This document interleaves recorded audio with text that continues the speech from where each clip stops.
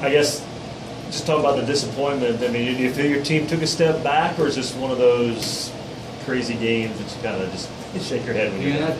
After watching the game and on film and watching the offensive side, defensive side, special teams, we just didn't play with any excitement, had no emotion.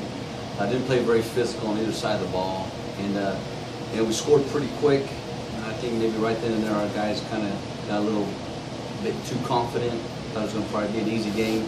And I told them, all week, it's going to be a tough game. They're going to compete for 4 quarters, and it's going to be a hard-fought football game. And defensively, gave up 3 big plays, which we're not used to doing. And then offensively, we got in some key situations where we got to score points, and we didn't get it done. So, it's just things that I'm not saying that Washington's not a very good team, and they're a very darn good football team, but we just did some things that really hurt ourselves. This is still the process of building this program to where you want to be, coming off a big win and then still maintaining that the next week? Yeah, it is, and it just takes time to get kids to understand, what this conference is really like. There's no easy ones, there's no give-me's, and you got to be ready to play each week. And Washington was 1-3, and I told them they're a great 1-3 team. They shot themselves in the foot, every game. And I said this might be the game they click. They don't turn the ball over, and they score some points, and that's exactly what they did. And, it's just getting your young men to understand, football and life, and things aren't easy. You have to be prepared at all times and ready to play and ready to work. You mentioned just missing a few plays and things like that, but overall offensive execution, was this the best game since that Northeastern game? Yeah, it was better. Tragon did some good things. I feel like our own line blocked a little bit better. Caught some decent balls, as well. Some tough balls as well. And caught those, our receivers did. And it was better. Still not even close to where I wanted it to be yet. I still think we're a long ways away, but I'm seeing glimpses of where we could be, in the future. And it goes to your quarterback play. He's got to play well and understand his keys and his reads and do things right. And he's starting to do those things again. So.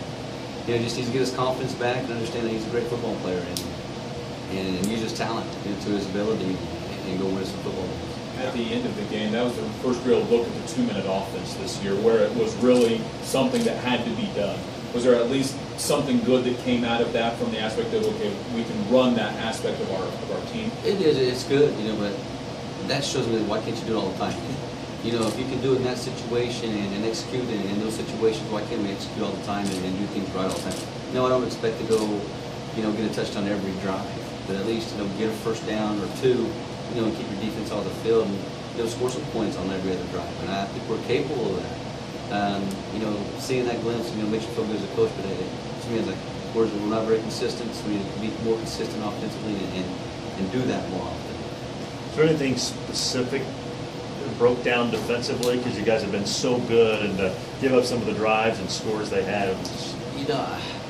I felt like we didn't dominate the line of scrimmage, like we did in every other game, as a defensive line.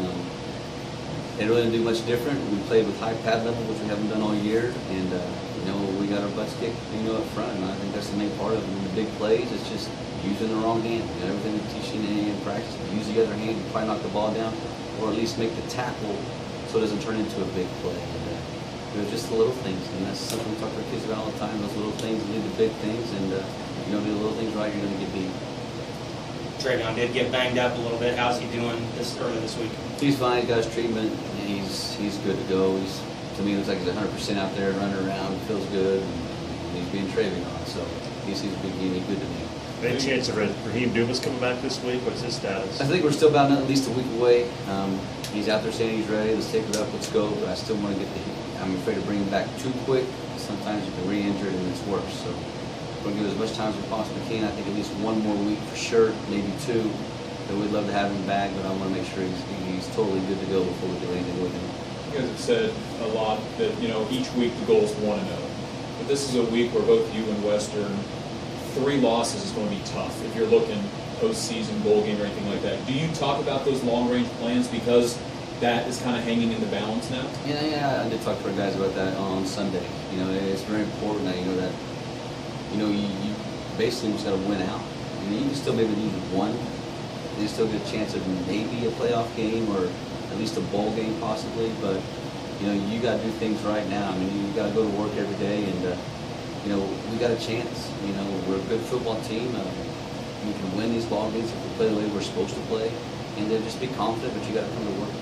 How How are they responding to all of that? Today was probably one of the better practices I've seen. You know, they came out and they got after it and had some enthusiasm and excitement, and you know, and had a great practice. You know, it was a good one today. Tomorrow needs to be better, and then Thursday we need to be great, and then Friday's our walkthrough, and then perform at a high level on Saturday. And it was good to see. I was afraid that we come out with the Daubers down. You know, they're not happy with it. We all have a bad taste in their mouth, and it's not going to go away until we get another win.